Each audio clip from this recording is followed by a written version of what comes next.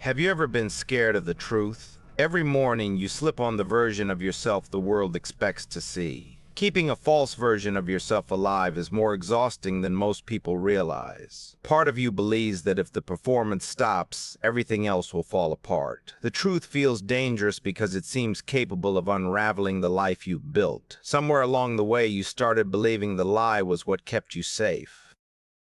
Then the quiet arrives, and the truth begins to whisper. So you fill your life with noise, hoping you won't have to hear it. The greatest cost of living a lie is slowly losing touch with your own reality. Little by little, a wall formed between who you are and who you show the world.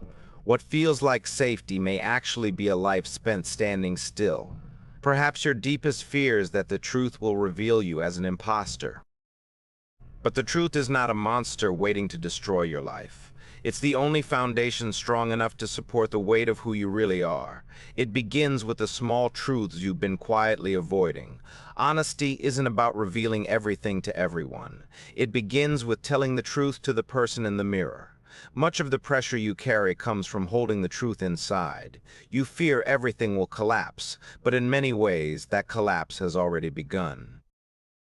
The real damage isn't ahead of you. It's the distance denial has already created. Freedom begins when you stop trying to repair a version of yourself that was never real. The truth isn't an ending. It's the beginning of a life that finally belongs to you. And that life unfolds slowly, one expectation released at a time. Courage isn't the absence of fear. It's choosing truth even while fear is present. You may discover that genuine people value authenticity far more than perfection. The relief of being truly known is often greater than the fear of being fully seen. You're no longer the person who first learned to hide. The future isn't just something to fear, it's still an unwritten page. You are more capable of facing your truth than your fear wants you to believe. Start small. Admit one truth you've been avoiding, even if only to yourself. The power of truth often lies in how simple it is. Acceptance is the bridge between the story you've been telling and the reality you're ready to face. Peace begins the moment you stop fighting what is already true. The truth may not solve everything, but it gives you somewhere real to stand. And remember, this is not a journey you have to walk alone. You deserve a life built on honesty instead of fear. The truth isn't going anywhere. It will still be there whenever you're ready. Because the moment you face the truth, your real life can finally begin.